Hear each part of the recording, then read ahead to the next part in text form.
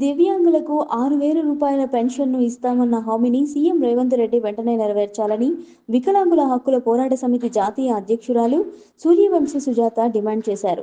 దివ్యాంగుల సమస్యల సాధనకు గాను శనివారం జిల్లా కలెక్టర్ కార్యాలయం ఎదుట ధర్నా నిర్వహించారు.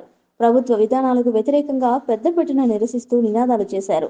తమకు ఎన్నికల సమయంలో ఇచ్చిన హామీలనే వెంటనే అమలు చేయాలని, దీర్ఘకాలిక సమస్యలను సత్వరమే పరిష్కరించాలని నేతలు డిమాండ్ చేశారు. ధర్నాలో ఎంఆర్పీఎస్ జిల్లా అధ్యక్షుడు ఆరెల్లి మల్లేష్, విహెచ్పి అధ్యక్ష ప్రధాన కార్యదర్శులు ప్రేమ్రాజ్, తుమ్మలరాజు తదితరులు పాల్గొన్నారు. ఈ సందర్భంగా విహెచ్పి జాతీయ అధ్యక్షురాలు సూర్యవంశి సుజాత మాట్లాడుతూ ఎన్నికల్లో ఇచ్చిన హామీలను అధికారంలోకి వచ్చిన తర్వాత విస్మరించడం తగదని అన్నారు. వెంటనే దివ్యాంగులకు 6,000 పెన్షన్ను ఇవ్వాలని డిమాండ్ చేశారు. ఏడాది గడిచినా హామీల అమలుపై కాలయాపన చేయడం సరికాదన్నారు. ఏపీలో అధికారంలోకి వచ్చిన వెంటనే అక్కడి ప్రభుత్వం హామీలను అమలు చేసిన విషయాన్ని గుర్తు చేస్తూ తెలంగాణలో మాత్రం ఎందుకు సాధ్యం కావడం లేదని ప్రశ్నించారు. వెంటనే తమ సమస్యలకు ప్రభుత్వం పరిష్కారం చూపాలని, లేని పక్షంలో ఆందోళనను ఉధృతం చేస్తామని స్పష్టం చేశారు. ఈరోజు తెలంగాణ ప్రభుత్వం ఇచ్చిన హామీ నిలబెట్టుకోకపోవడంతోనే ఈ రోజుకి 7 రోజులైనాయి. దీక్షలు ప్రతి జిల్లాలలో రాష్ట్ర వ్యాప్తంగా కలెక్టర్ ఆఫీస్ ముందు దీక్షలు జరుగుతున్నాయి. ఎందుకంటే ఇచ్చిన హామీ నిలబెట్టుకునని సీఎం అంటే ఇతన్నే చూస్తున్నాము మనము.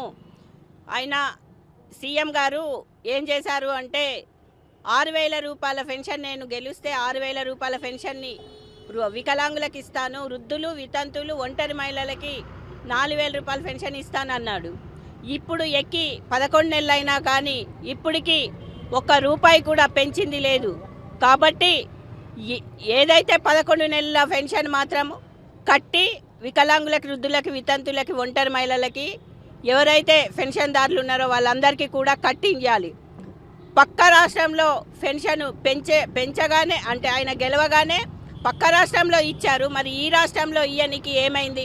మరి ప్రక్క రాష్ట్రంలో నిధులు ఉన్నాయి, ఈ రాష్ట్రంలో నిధులు లేవా? మరి ప్రక్క రాష్ట్రంలో సీఎం గెలవగానే ఇచ్చిన హామీ నిలబెట్టుకున్నాడు. మరి తెలంగాణ రాష్ట్రంలో సీఎం ఎందుకు నిలబెట్టుకోలేకపోతున్నాడు? అంటే ఆయనకి మేము హామీలు ఇయ్యమని మేము ఎప్పుడు అడగలేదు. ఎందుకంటే ఆయనంతటా ఆయన హామీలు ఇచ్చి ఈరోజు అందరికీ కూడా 5 హామీలు ఇచ్చిండు. 5 హామీలు కూడా నిలబెట్టుకోలేకపోయిండు. వికలాంగులకి బస్ పాస్ అన్నాడు.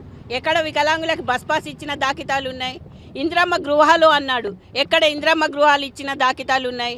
ఏదైతే బ్లాక్ లాక్ పోస్టులు అన్నాడు, ఇప్పుడు దాకా ఒక బ్లాక్ లాక్ పోస్టులు భర్తీ చేయలేడు. ఏదైతే మన సదరం సర్టిఫికేట్ల మీద అర్హులైన వికలాంగుడికి సదరం సర్టిఫికేట్ లేదు, అనర్హుడికి సదరం సర్టిఫికేట్ ఉంది. అంటే ఇక్కడ ఎంత మోసం జరుగుతుందో ఇక్కడ అర్థమవుతుంది. కాబట్టి ఇచ్చిన హామీని వెంట నిలబెట్టుకోకపోతే ఖచ్చితంగా మేము నిజాం కాలేజ్ గ్రౌండ్లో ఏదైతే లక్షలాది మందితో 26వ తారీఖు వెళ్తున్నామో ఆ లక్షలాది మందే మేమందరం కలిసి నీకు బుద్ధి చెప్తాము. అఖిలపక్షాలు కూడా వస్తున్నాయి. మెడలు వంచి ఖచ్చితంగా సీఎం గారు మేము చెప్తున్నాము, మెడలు వంచి మా పెన్షన్ మేము ఎట్లా తీసుకోవాలనో, మాకు ఇచ్చిన హామీలు ఏవైతే నిలబెట్టుకోలేవో ఖచ్చితంగా నిలబెట్టేటట్టు మేము చేస్తాము. ఖచ్చితంగా నువ్వు త్వరలో మేమెట్లా మమ్మల్ని ఎట్లా రోడ్డు మీదకి ఇడిచి ధర్నాలు చేయమంటున్నావో, లాస్ట్కి నువ్వు గద్దె దిగిన తర్వాత కూడా నువ్వు మళ్ళీ రోడ్డు మీదకి వచ్చి ఇవే ధర్నాలు చేసుకుంటూనే వస్తావు.